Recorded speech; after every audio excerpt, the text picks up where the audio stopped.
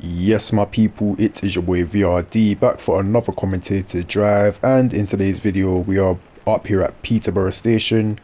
Just gonna do another northbound run of the East Coast mainland because I am a lot more confident on this route now, and I've only done, how many northbound runs have I done on my channel? One or two, and those are both absolutely catastrophic. So I had to come back and prove myself. So that is what we are going to be doing today. We're going to be driving the 1401 service to York as far as Doncaster. And on our journey, we're going to be calling at Grantham, Newark Northgate, Retford, and finally Doncaster, where we will surrender command of the service to the artificial intelligence. So yeah, we're going to be calling at all stops along the journey, and it's a journey time of about an hour. And our train comprises 9 carriages. I've been using the word comprised incorrectly, the whole time. That is so embarrassing. I used to say comprised of, but it's actually comprises. No, our train comprises 9 carriages. Yeah, that's the correct way to use it in a sentence. That is actually embarrassing. But anyway, we're gonna make our way towards the end of the platform because our train is due in any minute. In fact, if I turn around now, we'll probably... Oh no, we can't see it yet, but it is due in any minute. And as you can see, our train has now arrived. Nice class 801 Azuma, built by Hitachi. I can't remember the year this was built. I think 2017. Anyway, we're gonna enter the cab, I can't sit in the driver's seat. Pardon?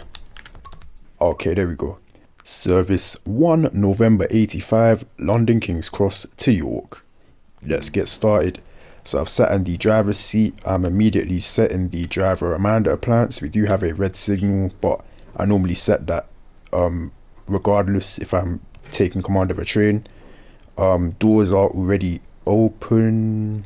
Going to turn the FNR switch into the off position, remove the master key, head over to the safety systems panel, turn the European train control system, TPWS/AWS vigilance and driver safety device isolation switches into the vertical normal positions. Then gonna return to the driver's seat. I'm gonna double check that I'm recording. I am recording. I'm going to reinsert the master key, turn the FNR switch into the neutral position, and acknowledge the AWS self-test sequence.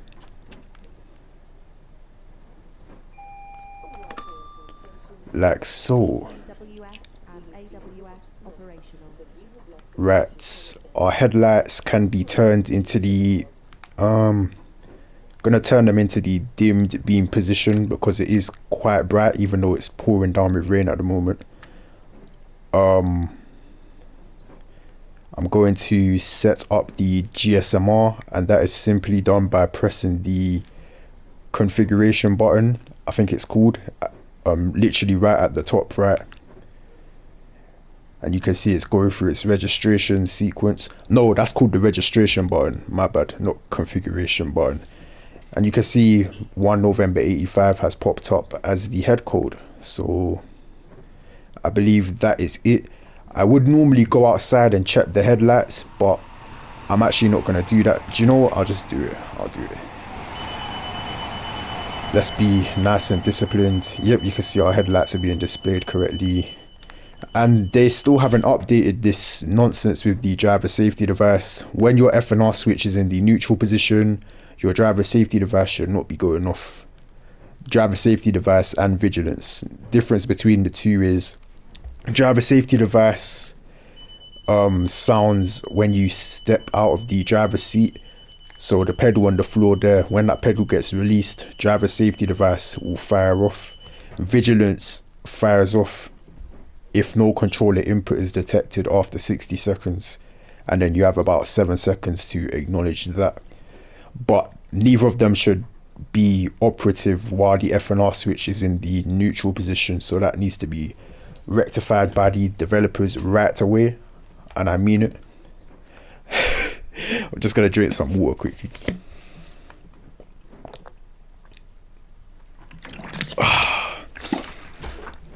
Right, we are ready to depart. I'm just gonna have a quick glance of our cooling pattern. Grantham, Newark, Northgate, Retford, and Doncaster. Perfect. So I'm gonna glance at these CCTV monitors here. I'm going to press the door close button.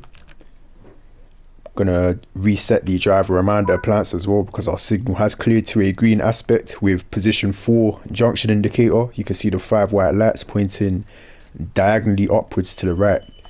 Shut up. So that tells us that we're being routed onto the track immediately to our right here. Door interlock light has illuminated, just taking a final glance at the CCTV monitors. Moving the F and R switch into the forward position. Now going to release the brakes and select power notch 1.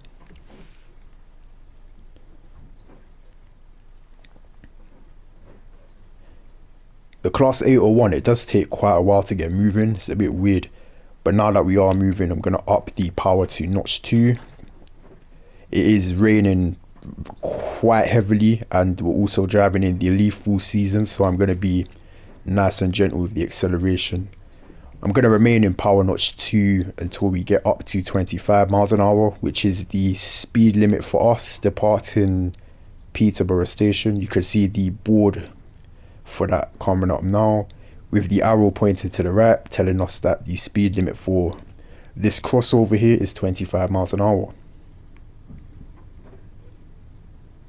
So we're up to 20 miles an hour. I'm going to reduce the power back down to notch 1 just to cruise up to 25 at a controllable rate of acceleration. Once the full 9 carriages of our train is clear of that crossover, we will be clear to accelerate up to 115 miles an hour, and then the speed limit immediately goes up to 125 miles an hour. So we got up to 25 miles an hour. I've shut off the power and we should now be clear of the crossover. So I'm going to go into power notch 2 momentarily to accelerate up to 30 miles an hour. Once we get up to 30 miles an hour, I'm going to perform a running brake test. We're up to 30 miles an hour, so I've shut off the power. I'm now going to apply about 80% braking or so. Just observe the speed fall by 10 miles an hour. Once it does, immediately release the brakes. And I'm going to select power notch 3. Speed limit is now 125 miles an hour. Once you get up to about 30 miles an hour, I'll select full power just to prevent us from getting into any road slip. So yeah, we're now in full power. Speed limit is 125 miles an hour. It's going to be 125 for quite a while. Grantham station is nowhere near here, so yeah, we're going to have a long section of track that we're going to be traveling along where nothing is happening. So I might be a bit quiet for a while, but yeah, enjoy the video, guys.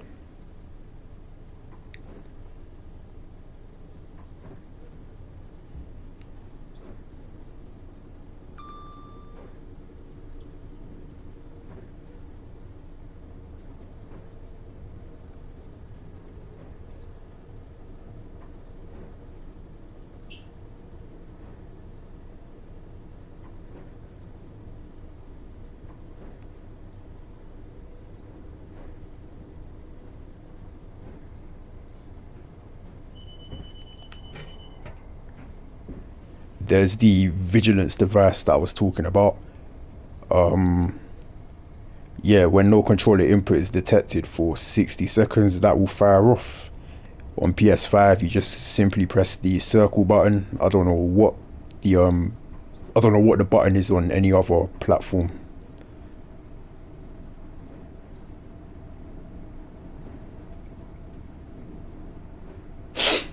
Sorry, guys.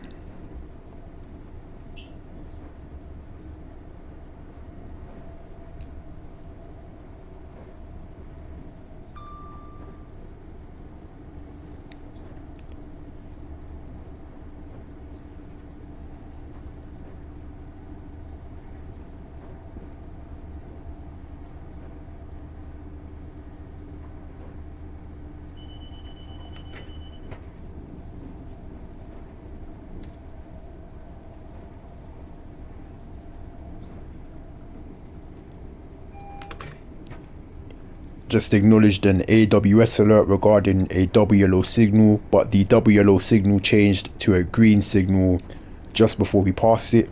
If we passed that signal and it was still displaying a double yellow aspect, I'd have to make a brake application to expect the next signal to be a single yellow.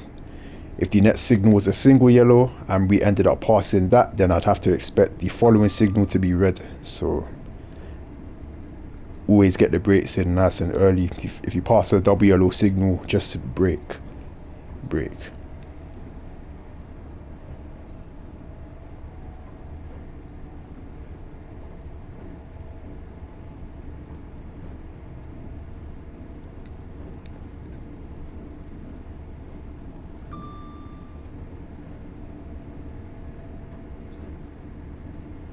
So we're up to 120 miles an hour, so I'm going to start reducing the power. I'm going to start by reducing it down to notch 3. As we get closer to 125, I'm going to reduce it to notch 2, and it's around power notch 2 where the speed will start to balance out. Sometimes you'll have to go down to notch 1, sometimes you have to shut off the power completely, but yeah, you're more or less just jumping between the power notches and the off position, just reducing it down to notch 2 now. You're more or less just jumping between the power notches to try and balance your speed out. There's a whistle board coming up, so I'm going to sound the horn. Some people that I see driving on YouTube, when they come across a whistle board, they'll just sound this little tiny blast of the horn, like but I do believe it's good practice to actually sound a long continuous blast of the horn when you come across a whistle board, because more times than not whistle boards are associated with foot crossings going across the railway. So you want to make sure that anyone using the foot crossing is aware of your presence, especially when you're traveling at a speed like this.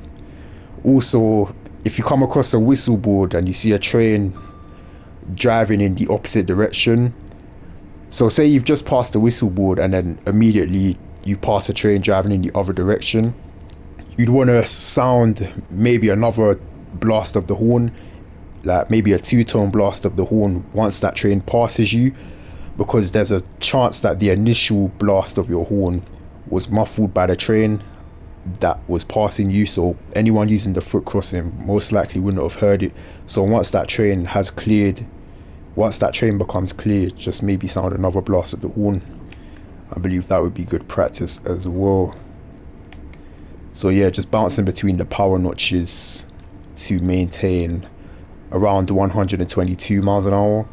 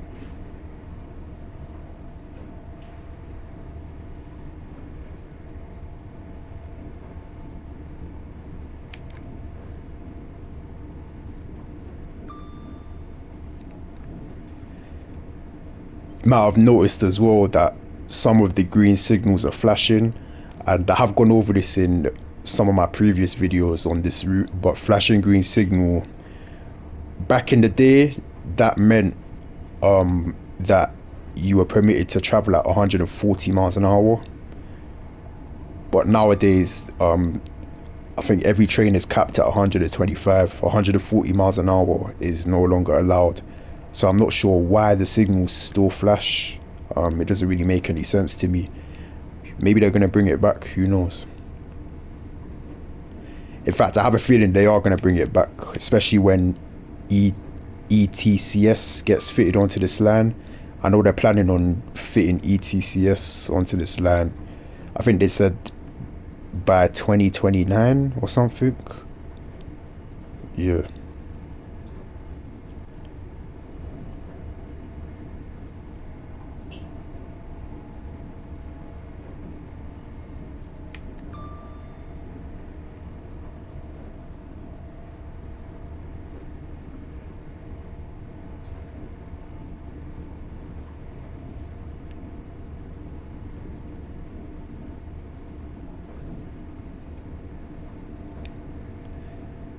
Right, so I don't think we're too far. Um, are we there yet? I'm not actually sure. Okay, no, I don't think we're there yet. What I'm looking out for is the point where the track on our left converges to join our track. And a good indication that you're coming up to that location is the signal, one of the signals associated with the track on the left being red. So we did pass a red signal associated with that track, but I don't think that was at the aforementioned location. So I believe when we next come across a red signal that is associated with the track on our left, that's where I'm gonna shut off my power. The reason for that is because not too far beyond that location there is a reduction in the speed limit down to 115 miles an hour.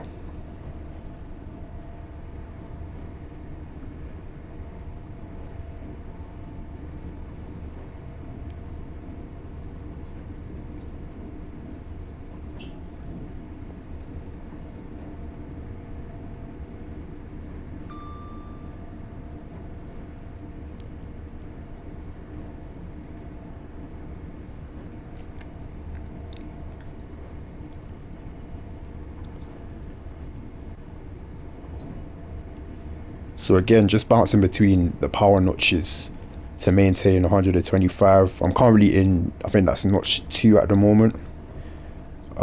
Yeah, when the speed starts falling down towards 120, I increase the amount of power.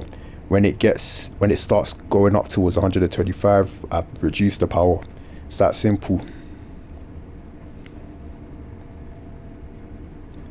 A lot of people, to maintain speed, I'll see them applying full power and then shutting off full power and then shutting off. They'll just do that repeatedly every 5 seconds. But bouncing between the power notches like this is, I'd say, a more effective way of maintaining speed. Even me myself, when I first started out in Train Sim Classic about 10 years ago. Well, back then it was called Train Simulator 2013. I think I started out on, yeah, Train Simulator 2013, and then 2014 came out about a month later. Yeah, I used to be quite a terrible driver.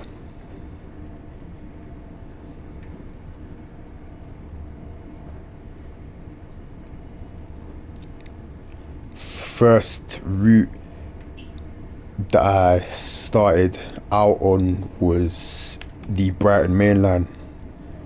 I remember I had the class 455.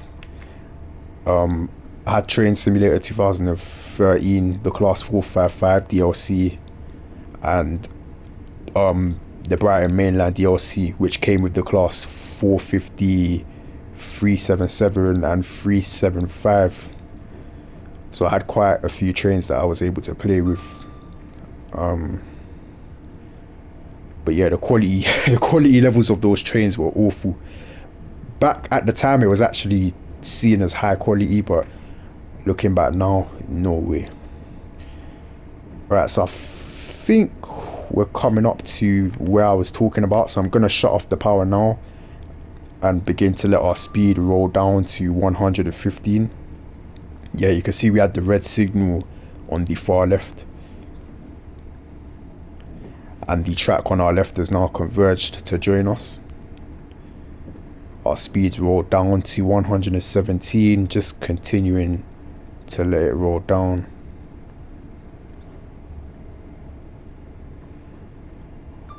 and we're down to 115 mile an hour. Speed limit commences at the end of that left hand bend. You can see the board for that now, just before we enter this tunnel. I think this is called Stoke Tunnel.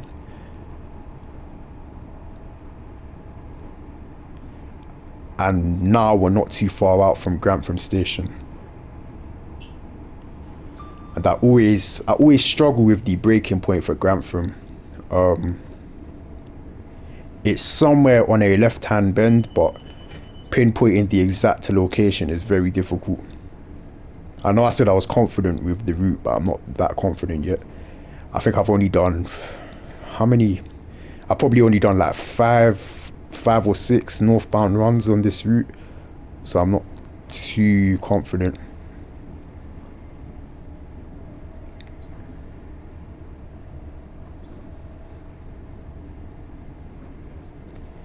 So we've got this right hand bend here.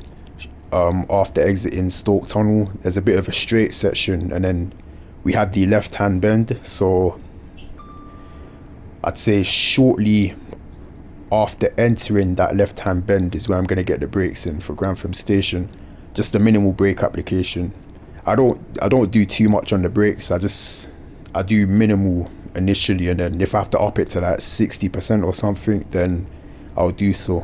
But I don't like using 80% braking. If I'm slowing down because of a double yellow signal, then I actually have no choice but to use 80% braking, because the signals are very close together. But when stopping for stations, I just try to use minimal and 60%. So we're entering the left hand bend now. I'm going to make my brake application for Grantham now. I think I did it on the slightly later side. Yeah, bit too late, so I'm going to up the braking force to 60% from now, just to be safe. The signal that we just passed is the second signal out from Grantham station, so the next signal that we're going to come across is the signal that protects Grantham station. So I'm aiming to pass that signal between 50 and 60 miles an hour. We're currently doing 80 miles an hour passing that. 70. Ooh, it's going to be hot. It's going to be a hot approach, boys. Oh my goodness. We're down to 60 miles an hour. I'm going to have faith in the 60% brake application, but I might need to up the braking force. The platforms are coming up now. Oh my goodness. No, we're good. We're good. Okay, going to reduce the braking force down to minimal. Aiming for an entry speed of about between 30 and 40 miles an hour here. Speed limit also went down to 100 miles an hour just before entry into Grantham station, but of course that does not affect us. So we entered the platform at about 35 miles an hour there. We are a 9-carriage train, so we're stopping at the end of the platform, so I've upped the braking force very slightly to about 50%, back down to minimal or 30% as we make our way along the platform. Now I'm going to release the brakes back into minimal, up to 60%, and we slightly overshot the stop mark, but we are stopped on the platform, which is fine.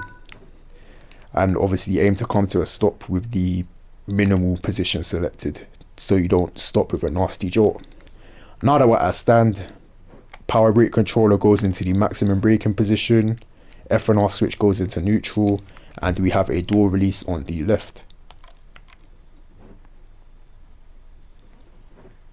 Right, we are ready to depart. We don't have a platform starter signal, but we do have a...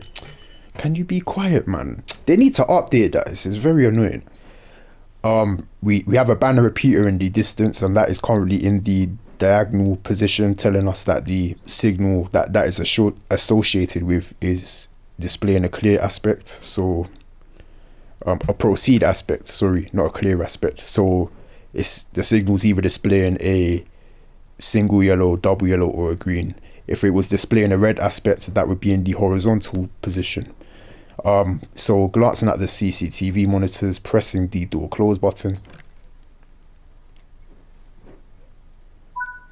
We have interlock. The doors close extremely fast on this train for some reason.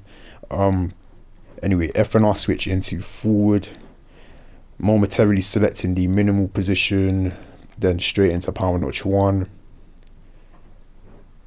waiting to get moving. Final glance of the CCTV monitors as well. Don't know if I said that. Now that we're moving up to power notch 2, speed limit is 100 miles an hour, shortly increasing to 115 miles an hour, and then up to 125 about a mile after that. Gonna up it to notch 3. I would really wish that wheel slide / wheel slip was simulated in this game. I feel like it's gonna be in Train Sim World 5, but yeah, we really need wheel slip and wheel slide just to add to the immersion a bit. I can't imagine it being too difficult to pull off. That just gonna up it to full power there, or power notch 4. Yeah, I can't imagine it being too difficult to pull off. Like, just alter the physics of the train. No, configure the train's physics in a way that it randomly alternates between different effectiveness levels of the brakes while it's raining. I guess that would be the best way to do it. Yeah, it can't be too. If I was working for Dovetail Games, I'll be so honest. I'd be mashing at work. Like, you lot would have some next level train sim. That is a promise.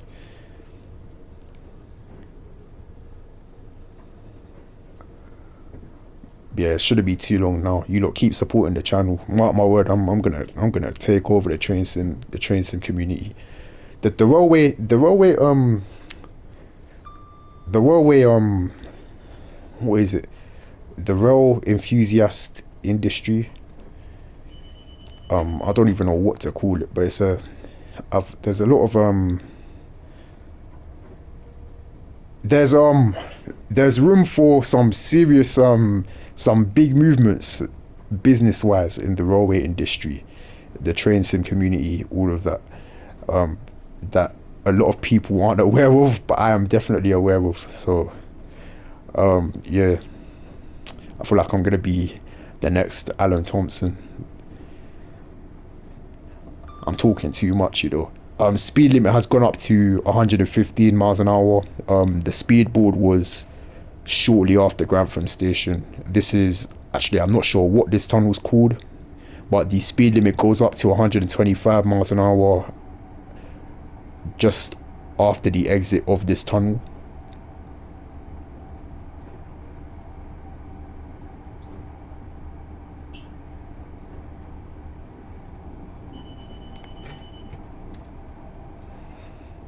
There's the 125 board. The next station is Newark Northgate. And again, the breaking point for Newark Northgate is it's very difficult to pinpoint. I know the rough area, but an exact location is extremely difficult to find it. It's a lot more difficult braking for stations when traveling at higher speeds like this. I believe PTG Rail, actually I said it right the first time. PTG Rail, he compared it to an airplane landing. I think that's actually a very good comparison. You have to be extremely precise when traveling at high speeds like this and you're stopping for stations. But anyway, we got up to 120, so I've reduced the power to notch 2, and then I'll make some further adjustments to the power notches if necessary. So I've gone down to notch 1. I'm actually going to shut off the power because we were getting very close to 125, and once the speed begins to fall back down towards 120 miles an hour, I'll reapply the power.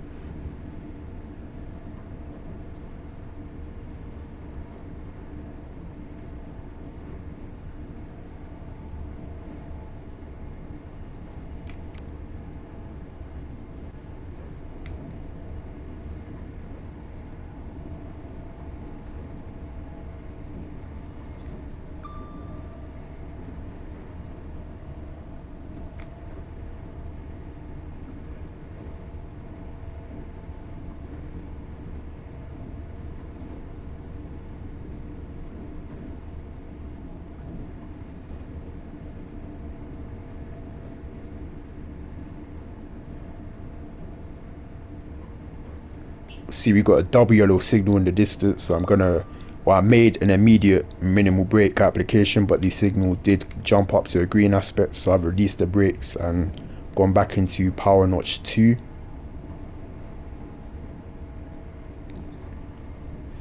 The double yellow signals on this route are very annoying. I think it's because of the level crossings that are on this route.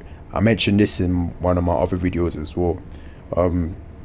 You're gonna have level crossings, and when the level crossings are open, the signal protecting the level crossing is gonna display a red aspect.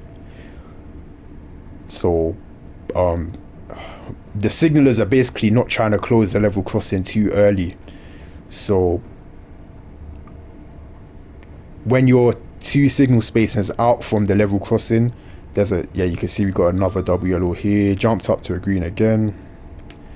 Yeah, when you're 2 signal spaces out from the level crossing, you're going to get a double yellow signal. That just means that the level crossing is still open, and once the level crossing is closed, the signal protecting it is going to clear. So your signal that is 2 signal spaces out is going to change to a green aspect.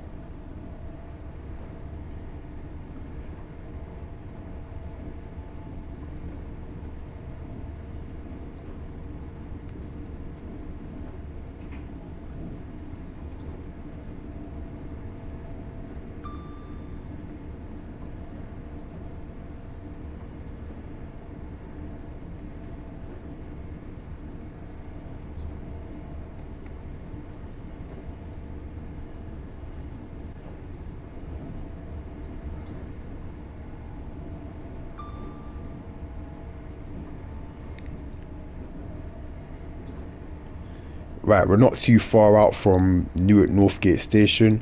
What I'm looking out for are some football fields to the left. I think we're coming up on those now. Yep, I can see them, so I'm gonna make an immediate minimal brake application, and I'm gonna up that to 60% because I'm actually not I'm not that confident, so I'm just trying to be safe. In fact, we're coming in very hot. I'm gonna momentarily up it to 80% because I feel like we're coming in a bit too fast. I'm not used to entering Newark Northgate Station this quickly because on every run that I've done in the northbound direction up until now, I've been brought down to a single yellow signal on the approach to Newark Northgate. I haven't slowed down from 125 miles an hour to enter the station, so I got a bit scared. But yeah, you can see Newark Northgate coming up now. I think nope, I'm gonna remain in 80% just to scrub some of the speed off. We have a 40-mile-an-hour entry into the station, which is very bad, but we should be okay. In real life, I feel like that would have been a different story. We would have got some serious wheel slip there. Wheel slide, I mean. Wheel slide occurs when you're slowing down. Wheel slip is when you're accelerating. But these trains have very sophisticated anti-slide systems, so who knows. As we get closer to the end of the platform, I've reduced the braking force, trying to come to a stand with the stop board in the window there. Now momentarily releasing the brakes just to crawl up to the stop board. Just waiting for it to appear in the window like so. Back into the minimal brake application to come to a stand. Now that we're at a stand, maximum braking, F and R switch into neutral, and we have a door release on the left.